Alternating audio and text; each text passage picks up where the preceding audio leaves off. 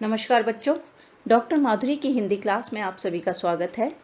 आज की कक्षा में हम हिंदी भाषा ज्ञान के अंतर्गत की और की के अंतर को जानेंगे। बच्चों, ये बहुत ही कॉमन एरर है की और की का अंतर, जो अक्सर हम सभी करते हैं। और यह कॉमन एरर करने का मुख्य कारण है की और की के अंतर से अनभिज्ञ होना, यानी हमें इसका ज्ञान ही नहीं है कि की का प्रयोग कहाँ करना चाहिए और की का प्रयोग कहाँ करना चाहिए। तो चलिए हम अपने इस वीडियो से आज इस अंतर को पहचानते हैं। और बच्चों, यह वीडियो बहुत ही आपके काम का है, बहुत लाभकारी है, बहुत छोटा सा वीडियो है। तो मेरा निवेदन है कि आप आराम से अंत तक बने रहिए और इसको बहुत ध्यानपूर्वक देखिएगा, ताकि आपका एक कॉमन एरर जो अक्सर आप करते हैं लेकिन इसकी वजह से आपके अंक कट जाते हैं, तो इस एरर से बचने के लिए आप इस वीडियो के साथ बने रहिए। तो हम शुरू करते हैं अपना आज का वीडियो, की और की में अंतर।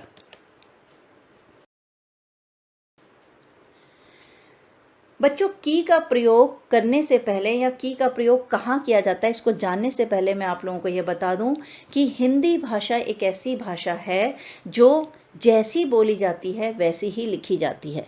तो इसके लिए हमें अपने उच्चारण पर बहुत ध्यान देना होगा, क्योंकि उच्चारण अगर हमारा शुद्ध होगा तभी हमारी भाषा भी शुद्ध होगी और हम लेखन शैली में भी शुद्धता रखेंगे। यानी हमारी व्याकरणगत जो अशुद्धियाँ होती हैं वो एक अलग एरर है, लेकिन जो उच्चारण के माध्यम से हमारी अशुद्धियाँ होती हैं, यानी उच्चारण गलत होता है तो हम अशुद्ध लिखते हैं, तो वो जो है वो उच्चारण शुद्ध होने पर बिल्कुल सही हो सकती हैं।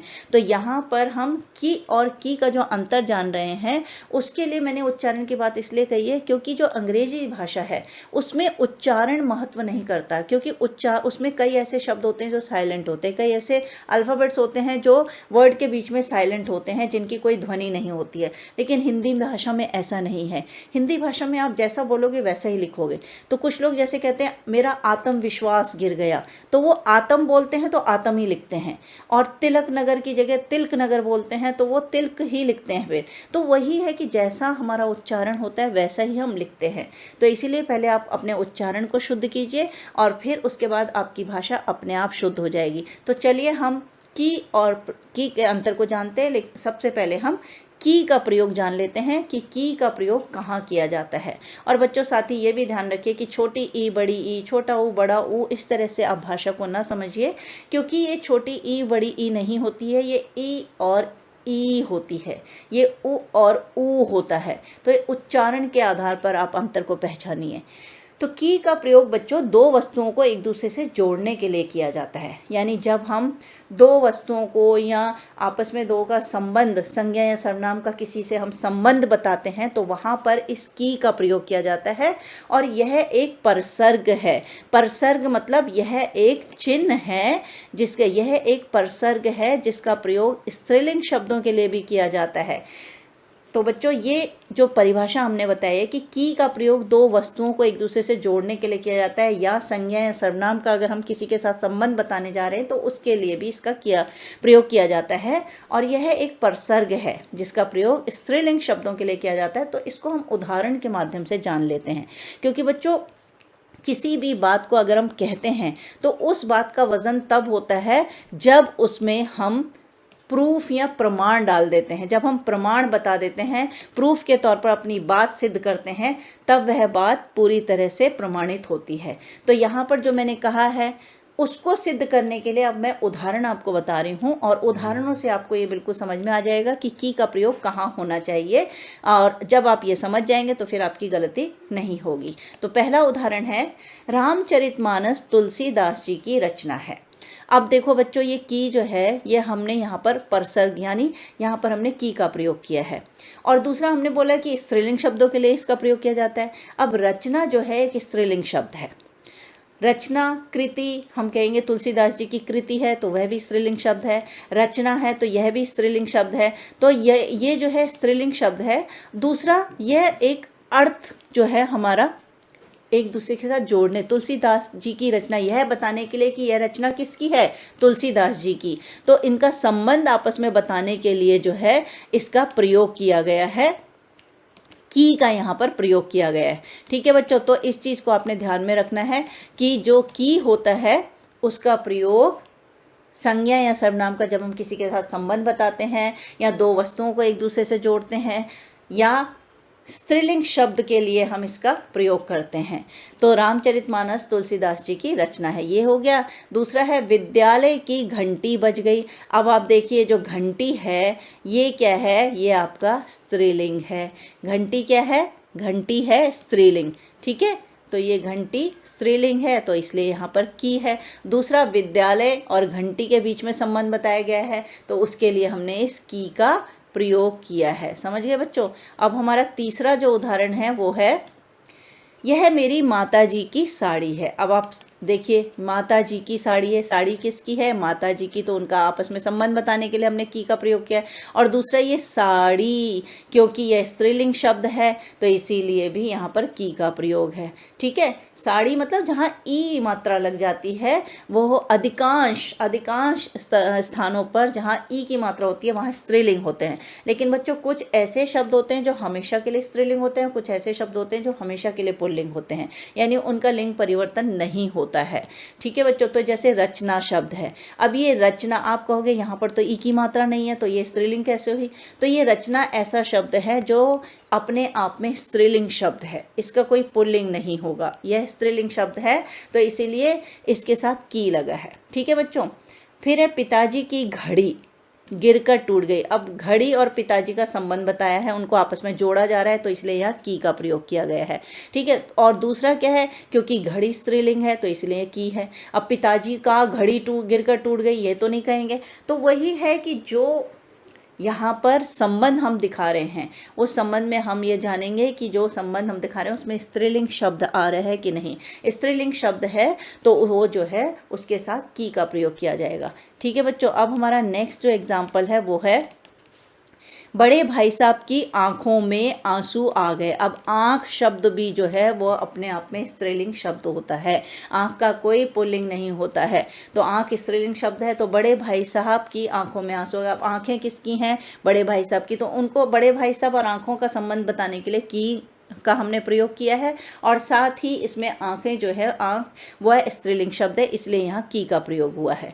फिर है हरिहर काका और लेखक की अनूठी दोस्ती थी। अब अनूठी दोस्ती ये दोनों ही स्त्रीलिंग शब्द हैं और इनके साथ यहाँ पर की का प्रयोग हुआ है। इनका हरिहर काका लेखक की दोस्ती का संबंध बताया गया, दोस्ती के बारे में बताया गया, इसलिए यहाँ पर की का प्रयोग किया गया है। तो बच्चों ये है कुछ उदाहरण जिनके माध्यम से अभी हमने जाना कि की का प्रयोग कहाँ किया जाता है। अब हम आगे और कुछ उदाहरण देख लेते हैं। तो अब अगला उदाहरण हमारा है लकड़ी की कलम से लिखो। अब बच्चों ये देखिए कलम भी स्त्रीलिंग शब्द है, लकड़ी की कलम से लिखो। अब लकड़ी, कलम का संबंध है लकड़ी के साथ, तो कलम किसकी है, लकड़ी की, तो इसलिए यहाँ पर की है। और दूसरा कलम अपने आप में स्त्रीलिंग शब्द है इसलिए भी यहाँ की है। तो हमारी दोनों जो शर्तें जो हमने बोला है कि यहाँ संज्ञा या सर्वनाम का जब हम किसी से संबंध बताते हैं या जो वस्तुओं को आपस में हम जोड़ते हैं या जहाँ पर स्त्रीलिंग शब्द होता है उसके लिए भी हम की का प्रयोग करते हैं, तो हमारी सारी शर्तें यहाँ पूरी हो रही हैं, तो यहाँ पर की का प्रयोग है। अब है परीक्षा की घड़ी नज़दीक आ गई है। अब यहाँ पर भी देखिए बच्चों परीक्षा की घड़ी, अब यहाँ पर घड़ी का अर्थ समय है, लेकिन अगर हम समय शब्द का यहाँ प्रयोग करते तो परीक्षा की समय नहीं होता यहाँ पर, फिर वो परीक्षा का समय हो जाता, क्योंकि समय जो है वो पुल्लिंग शब्द है और घड़ी जो है वह स्त्रीलिंग शब्द है। पर घड़ी का अर्थ यहाँ घड़ी से नहीं है, घड़ी का अर्थ यहाँ समय से है। तो परीक्षा की घड़ी नज़दीक आ गई है, तो एक तो ये संबंध परीक्षा और घड़ी को जोड़ने के लिए की का प्रयोग किया गया, और दूसरा ये जो घड़ी है ये स्त्रीलिंग शब्द है इसलिए भी यहाँ पर की का प्रयोग हुआ है। अब हमारा जो अगला उदाहरण है वो है मोटू और पतलू की जोड़ी बहुत सुंदर लगती है।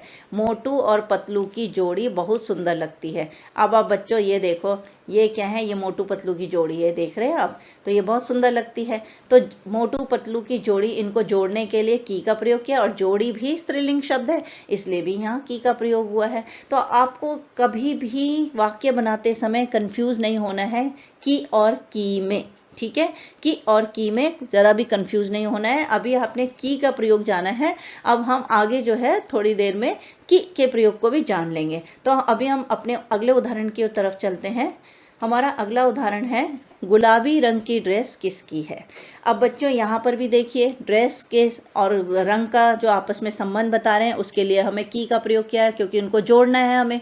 तो गुलाबी रंग ड्रेस किसकी है, ये तो कोई वाक्य नहीं हुआ ना, जब तक हम उसको जोड़ेंगे नहीं तब तक उसका अर्थ नहीं है। तो गुलाबी रंग की ड्रेस किसकी है। अब ड्रेस भी बच्चों ये एक स्त्रीलिंग शब्द है, ड्रेस जो है वो पुल्लिंग शब्द नहीं है। अगर हम कहते गुलाबी रंग का कुर्ता होता तो वह पुल्लिंग हो जाता, तो का लगता।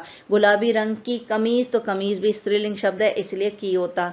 तो ये स्त्रीलिंग शब्दों के साथ भी की का प्रयोग किया जाता है। और साथ ही आपस में जब संज्ञा या सर्वनाम का किसी से संबंध बताना होता है तब भी की का प्रयोग किया जाता है। तो बच्चों उम्मीद करती हूँ कि की के प्रयोग से तो आप भली भांति परिचित हो गए होंगे। ठीक है, तो की का प्रयोग वहाँ किया जाता है जहाँ किसी संज्ञा या सर्वनाम का किसी से संबंध बताना हो। अब ये तो हमने उदाहरण देखे थे, अब कुछ जो है वाक्यांश देख लीजिए।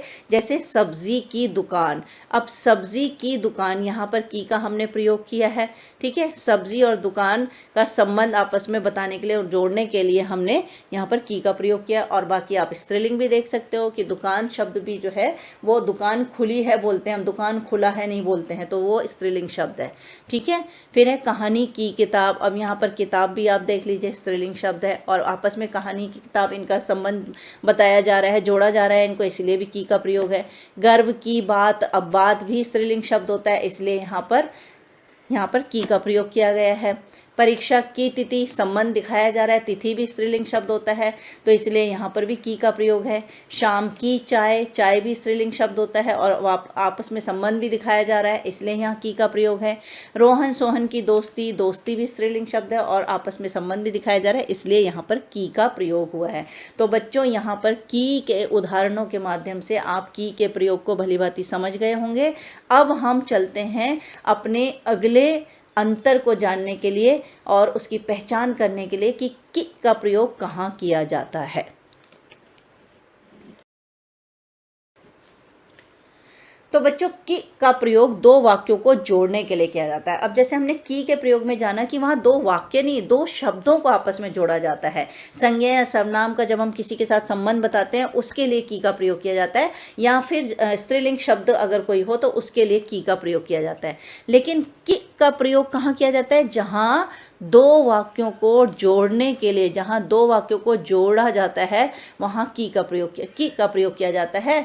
और इसके अतिरिक्त जहाँ हम ऑप्शन देते हैं या अथवा, इसके अर्थ में भी इसका प्रयोग किया जाता है। यानी कहीं हम विकल्प दे रहे हैं, तो जैसे आपको प्रश्न दिया जाता है ना कि यह प्रश्न करना है अथवा यह प्रश्न करना है, तो वो एक ऑप्शन है, विकल्प है, लेकिन हम की के लिख करके भी विकल्प बता सकते हैं। वो मैं उदाहरण के माध्यम से समझाऊंगी कि कैसे हम विकल्प के अर्थ में भी की का प्रयोग कर सकते हैं। तो चलिए हम उदाहरण देख लेते हैं, और इसमें हमारा जो पहला उदाहरण है की का, वह है अभी घर से निकली ही थी कि बारिश शुरू हो गई। अब देखो बच्चों, ये दो वाक्य है, अभी घर से निकली ही थी एक वाक्य है और बारिश शुरू हो गई एक वाक्य है। यानी अभी घर से निकली ही थी यह एक वाक्य हो गया और बारिश शुरू हो गई यह एक वाक्य है। अब इन दोनों को हमें जोड़कर एक वाक्य बनाना है। तो एक वाक्य बनाने के लिए हमने बीच में योजक का प्रयोग, ये कि का प्रयोग किया है। समझे बच्चों, तो कि जो है एक योजक भी होता है, यानी कंजंक्शन जिन्हें इंग्लिश में कहते हैं, आपस में जोड़ने के लिए इस्तेमाल किए जाने वाले जो चिन्ह होते हैं उन्हें योजक कहा जाता है। तो ये कि जो है यहाँ पर योजक है। ठीक है, तो दो वाक्यों को जोड़ने के लिए हम बीच में कि का प्रयोग करते हैं। फिर हमारा दूसरा उदाहरण है, तुमने तो कहा था कि तुम देर से आओगे। अब तुमने तो कहा था एक वाक्य, तुम देर से आओगे एक वाक्य, लेकिन दोनों अलग अलग में तुमने तो कहा था तुम देर से आओगे। अब यहाँ पर कहीं अधूरापन लग रहा है, तो इन दोनों को जोड़ने के लिए हमने कि का प्रयोग किया है। तुमने तो कहा था कि तुम देर से आओगे। ठीक है, तीसरा उदाहरण है हमारा, तुम चाय लोगे कि कॉफ़ी। अब जैसा कि हमने बोला था यहाँ पर कि या अथवा के अर्थ में भी इसका प्रयोग किया जाता है, या अथवा के अर्थ में भी इसका प्रयोग किया जाता है। अब ये है, तुम चाय लोगे कि कॉफ़ी। अब कि कॉफ़ी। अब ये कि जो है ये या के अर्थ में है, मतलब तुम चाय लोगे या कॉफ़ी। अब जैसे हमारे घर में कोई मेहमान आते हैं तो हम अक्सर पूछते हैं कि आप चाय लेंगे या कॉफ़ी, तो वो हम ऑप्शन दे रहे हैं, उनको विकल्प दे रहे हैं। तो जहाँ विकल्प की बात की जाए, ऑप्शन की बात की जाए, वहाँ पर कि का प्रयोग किया जाता है। ठीक है बच्चों। अब हमारा जो अगला उदाहरण है वो है, यह तुम्हारी मेहनत का ही परिणाम है कि तुम अव्वल आ गए। अब यह तुम्हारी मेहनत का ही परिणाम है, एक वाक्य है, तुम अव्वल आ गए एक वाक्य, लेकिन उसको जोड़ने के लिए हमने योजक की का प्रयोग किया है। तो यह तुम्हारी मेहनत का ही परिणाम है कि तुम अव्वल आ गए। बच्चों समझ में आ रहा है कि जहाँ वाक्यों को जोड़ा जाता है वहाँ पर कि का प्रयोग किया जाता है, और जहाँ आपस में शब्दों का संबंध दिखाया जा रहा है, संज्ञा या सर्वनाम का आप किसी के साथ संबंध बताया जा रहा है, या स्त्रीलिंग शब्द का है, तो वहाँ पर की का प्रयोग किया जाता है। ठीक है।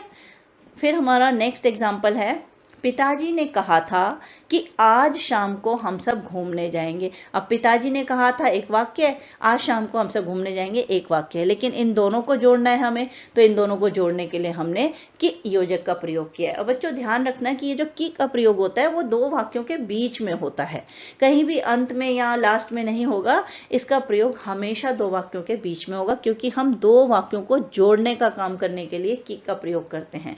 ठीक है बच्चों। और साथ ही हम कई बार ऑप्शन देने के लिए भी की का प्रयोग करते हैं। तुम्हें लाल कमीज चाहिए कि हरी कमीज, तो वहाँ पर ऑप्शन है, तो की जो है इस तरह से ऑप्शन के अर्थ में, विकल्प के अर्थ में भी इसका प्रयोग किया जाता है। तो बच्चों अंतर समझ में आ गया। अब तो आपसे कोई गलती नहीं होगी, की और की में कोई गलती नहीं होनी चाहिए अब। ठीक है। अब हम अभ्यास के माध्यम से इसको और अच्छे से समझ लेंगे कि कहाँ पर की का प्रयोग और कहाँ पर की का। तो चलिए हम अभ्यास की तरफ चलते हैं।